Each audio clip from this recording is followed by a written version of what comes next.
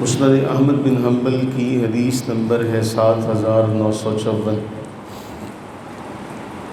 حضرت سیدنا ابو ہریرہ رضی اللہ تعالیٰ عنہ بیان فرماتے ہیں کہ رسول اللہ صلی اللہ علیہ وآلہ وسلم نے ارشاد فرمایا الدین النصیحہ ثلاث مرات، 3 بار آپ نے مختصر سا یہ جملہ جسے محدثین جوامع الکلم میں شمار کرتے ہیں۔ جوامع الکلم سے مراد ایسے الفاظ نبی صلی اللہ علیہ وآلہ وسلم کا خاصہ ہے کہ الفاظ تھوڑے ہیں اور ان کا معنی ایک سمندر اپنے اندر لیے ہوئے۔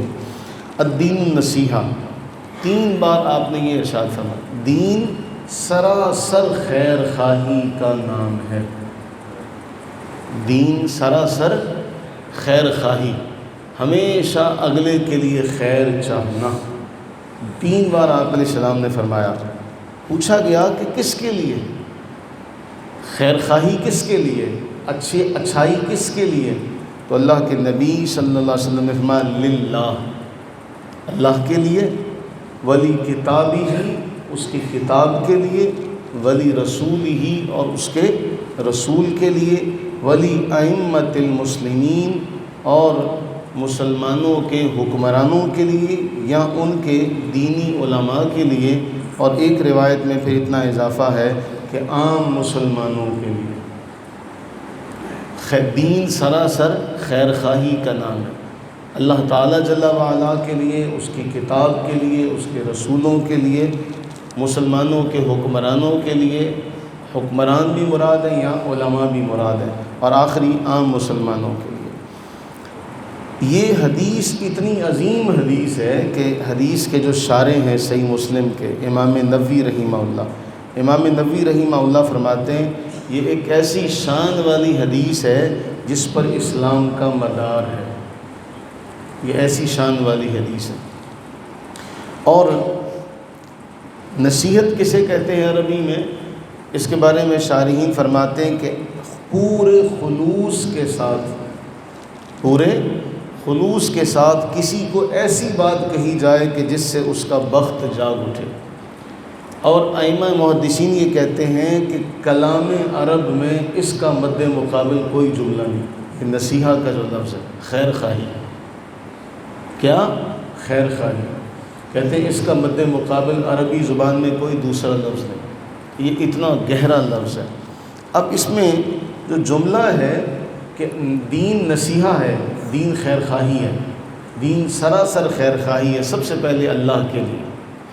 اب نصیحہ کا معنی اللہ کے لیے جو ہمیں حکم دیا جا رہا ہے، محدثین فرماتے ہیں اللہ کے لیے خیر خواہی کا معنی یہ ہے اللہ تعالیٰ کے بارے صحیح عقیدہ رکھا جائے، جو اس کی صفات ہیں ان کو پورے کامل طریقے سے مانا جائے، اللہ تعالیٰ سے خالصتاً محبت کی جائے، عبادات کو خالصتاً اللہ تعالیٰ کے لیے کیا جائے، اس کی بات کو مانا جائے، اس کی کتاب پر عمل کیا جائے، اس کے تمام احکامات کو دل و جان سے تسلیم کرنے کے بعد ان کو عملی جامہ پہنایا جائے۔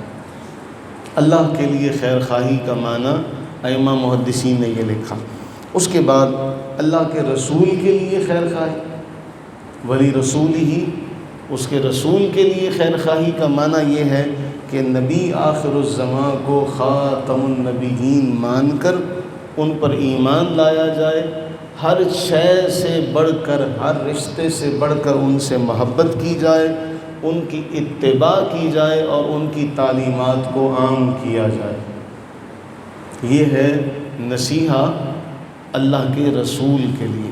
اللہ کی کتاب کے لیے نصیحہ کا معنی کیا ہے؟ کتاب کی اسی طرح سے تلاوت کی جائے جس طرح سے کتاب کی تلاوت کرنے کا حق ہے، اس کو سمجھا جائے اور اس کو مانا جائے اور اس کو دوسروں تک پہنچایا جائے۔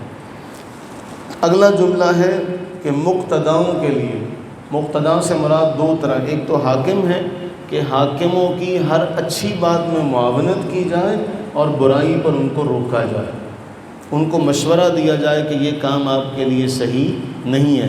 اس کا دوسرا کہ علماء کے لیے اس کا معنی یہ ہے کہ دینی مسائل میں علماء کی اتباع کی جائے، ان کے علوم سے استفادہ کیا جائے اور ان کی تعظیم کی جائے۔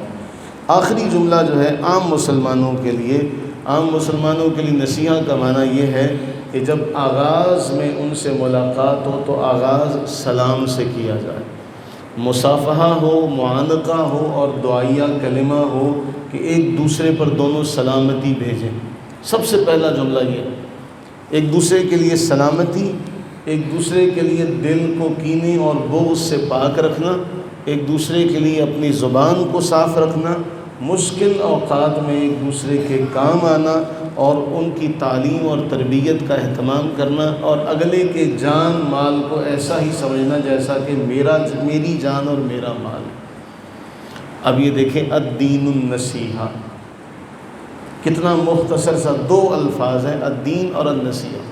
فرما اللہ کے لیے، اس کے رسول کے لیے، اس کی کتاب کے لیے، مقتداؤں کے لیے اور مسلمانوں کے لیے دین نصیحہ ہے۔ دین کیا ہے؟ نصیحہ ہے، خیر خواہی۔ اب مجھے بتائیے، یہ وہی بات نہیں ہے کہ اللہ کے نبی علیہ السلام نے پوچھا، جب آپ سے پوچھا گیا کہ مسلم کسے کہتے ہیں تو آپ نے فرمایا تھا مسلم وہ ہے اس کی زبان سے اور اس کے ہاتھ سے دوسرے لوگ امن میں آ جائیں۔ امن میں آ جائیں گے تو وہ خیر خواہی کا ہی ایک نام ہوگا کہ ہماری زبان سے کسی کو دکھ نہیں پہنچے گا، ہمارے اعضاء سے کسی کو دکھ نہیں پہنچے گا، اور ہم اس کے لیے خیر خواہی کا جذبہ رکھیں گے۔ دعا فرمائیں اللہ سے کہ اللہ تعالیٰ اولاً اللہ تعالیٰ، پھر اس کا محبوب صلی اللہ علیہ وآلہ وسلم، پھر کتاب اللہ، پھر اپنے مقتدا اور پھر اپنے مسلمان بھائیوں کے ساتھ ہمیں سراسر خیر خواہی کا سراپا بننے کی توفیق نصیب فرمائے اور ہمارے لیے ایسا کرنا آسان فرمائے۔ آمین ثم آمین۔